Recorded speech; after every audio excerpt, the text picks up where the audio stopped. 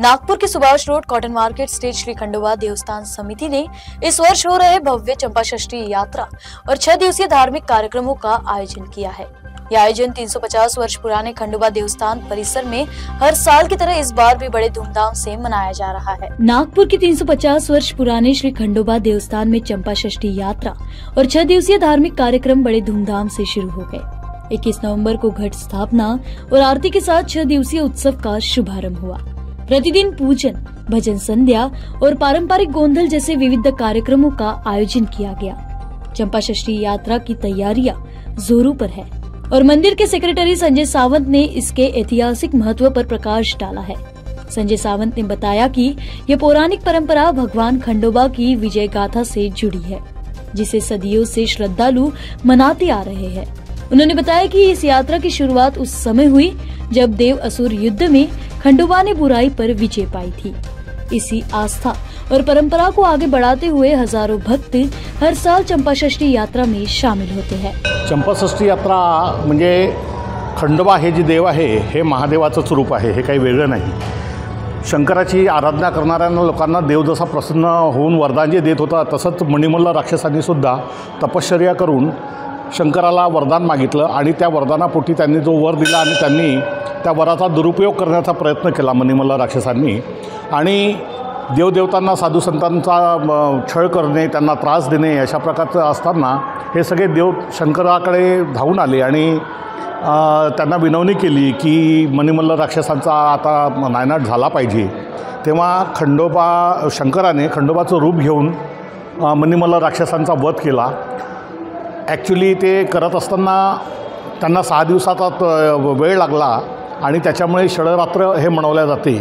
6 दिवसाचं नवरात्र, 9 दिवस त्या देवीचं नवरात्र असतं, हे 6 दिवसाचं। आणि 6व्या दिवशी जो कार्यक्रम असतो त्याला चंपाषष्ठी म्हटल्या जाते किंवा वांगासट म्हणतात। बऱ्याचशा लोकांचे वांगे वगैरे बंद असतात, पण ते वांगे वगैरे या दिवसाला सुरुवात करतात नैवेद्य वगैरे चढून देवाला, आणि इथून ही चंपाषष्ठी साजरी केली जाते। चंपाषष्ठी यात्रेला आयोजन म्हणजे आमचे सर्व कमिटी मेंबर आपल्या मंदिराची सजावट आणि हे ते सगळ्या करण्याचा पूर्ण प्रयत्न करतात।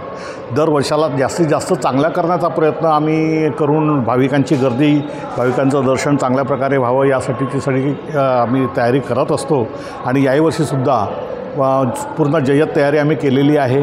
आणि नव्यानेच आता जे मंदिर 2 वर्षापूर्वी जे आम्ही आणखी याच्यात जे काही बदल केला ते प्रत्येकाला आवडतं आणि आम्हाला समाधानकारक आमचं व्हावं असं एक थाप आमच्या पाठीवर देऊन जातात। बस हीच पावती आम्हाला देव देऊन जातं, यात आम्हाला खूप आनंद होतो आणि अशी सेवा देवाची होत राहावी असं सुद्धा आम्ही देवाला मनोमन साकडं घालत असतो। इस कड़ी में मंदिर के ट्रस्टी राजे जय सिंह भोसले ने मंदिर के समृद्ध इतिहास पर प्रकाश डाला।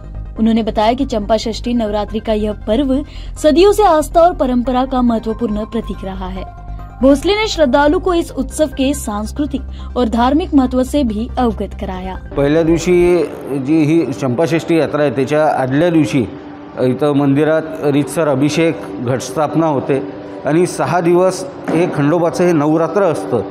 आणि 6 दिवस विदर्भातले जेवढेही भक्तगण आहेत ते इथं मंदिरात दर्शनाला येतं, कोणी नवस बोलायला येतं, कोणी दर्शनाला येतं, कोणी आपला कुळकुळाचार जो असतो तो करायला येतो।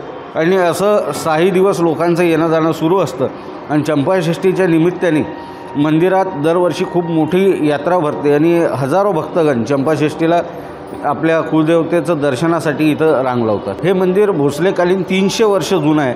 आद्य रघुजी महाराजांच्या काळात बनलेलं विदर्भाचं एकमेव खंडोबा देवस्थान हे नागपूरची शान आहे। खंडोबा हे कुळदैवत आहे, महाराष्ट्राचं आराध्य दैवत आहे। ज्या प्रकारे आपण एक मराठा समाज, धनगर समाज, ब्राह्मण समाज याचं खंडोबा हे कुळदैवत आहे। अजून बरेचसे समाज आहेत ज्यांचं खंडोबा हे कुळदैवत आहे। आणि आपल्या कुळदेवतेला वंदन करण्यासाठी, आपल्या कुळदेवतेला अभिवादन करण्यासाठी लोक मोठ्या प्रमाणात इथे येतात, कारण की विदर्भाचं हे एकमेव खंडोबाचं मंदिर आहे। जेजुरीचं आपण खंडोबा जगप्रसिद्ध आहे, तसंच विदर्भाचं हे एकमेव खंडोबा मंदिर असल्यामुळं मोठ्या संख्येने लोक इथं दर्शनाला येतात। मंदिर के अध्यक्ष मनोहर नारायण राव कबले ने जानकारी देते हुए बताया कि यह मंदिर 300 से अधिक वर्ष पुराना है और ऐतिहासिक आस्था का प्रमुख केंद्र रहा है। उन्होंने कहा कि समिति ने मिलकर मंदिर का पूर्ण उद्धार किया है। ताकि आने वाली पीढ़ियां इसकी भव्यता का अनुभव कर सके। उन्होंने ये भी बताया कि इस समय मंदिर का 5 करोड़ रुपए का विकास प्रोजेक्ट चल रहा है, जिसमें 3 मंजिल इमारत का भी निर्माण शामिल है।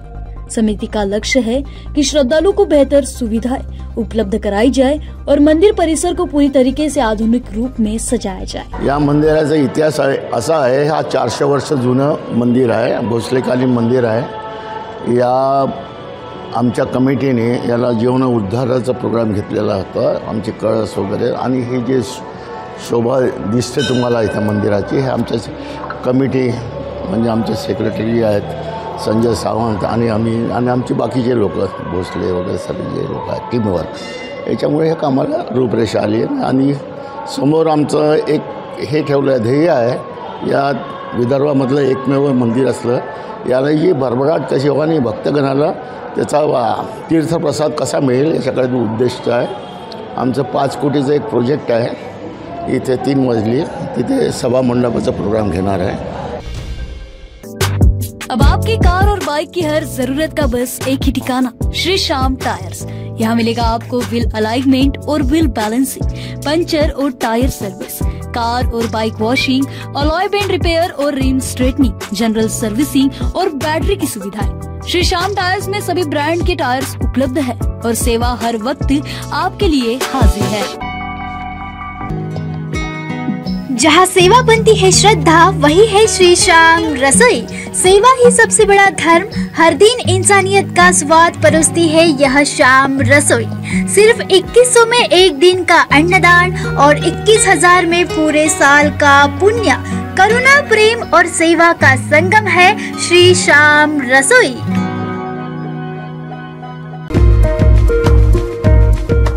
कामठी तहसील के मौजा, पावनगांव, घोरपड़ और रनाडा इलाकों में शानदार लोकेशन पर मिल रहे हैं NIT सैंक्शन प्लॉट्स, वो भी 24 महीनों की आसान किस्तों में। मौका सीमित है, आज ही बुकिंग करें और अपने सपनों की जमीन के हकदार बने।